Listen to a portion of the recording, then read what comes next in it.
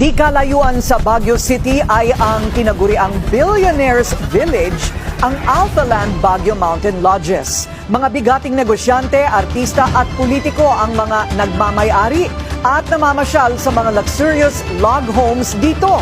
Ang ilan sa kanila dawit sa flood control scandal. Narito ang exclusive agenda report ni Dobby de Guzman. Ito ang Alphaland Baguio Mountain Lodges sa Tukmoan Buklaw Road, Itogon, Benguet. Sa tuktok ng bundok na may kabuang lawak na 100 hektarya, nakatayo ang mararangyang log homes. Mas malamig ang klima dito kumpara sa Baguio City.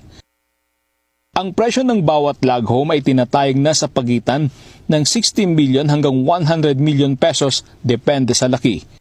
Sa 6-bedroom log home, 150,000 pesos ang renta sa overnight stay.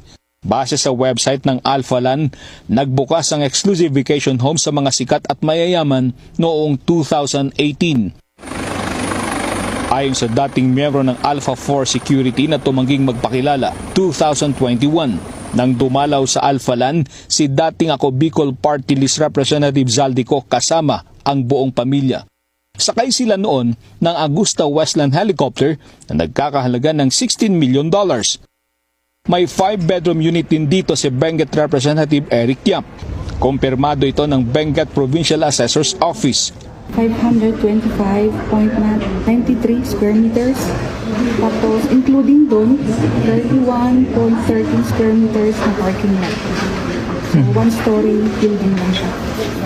Saan po yan, ma'am? Sa Bulacan, Itogon, Benguet.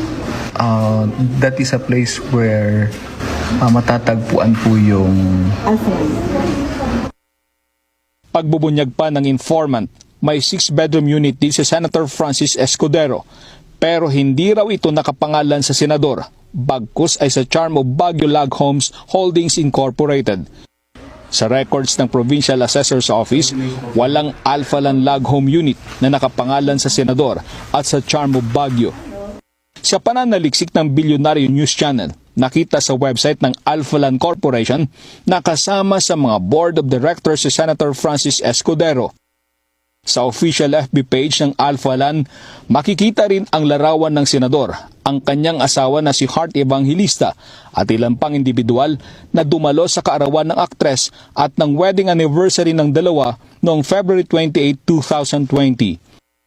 Nagpadala ng mensahe ang BNC kay Senator Escudero para humingi ng pahayag tungkol dito, pero hindi pa siya sumasagot. Sa Alphaland din ikinasal noong July 28,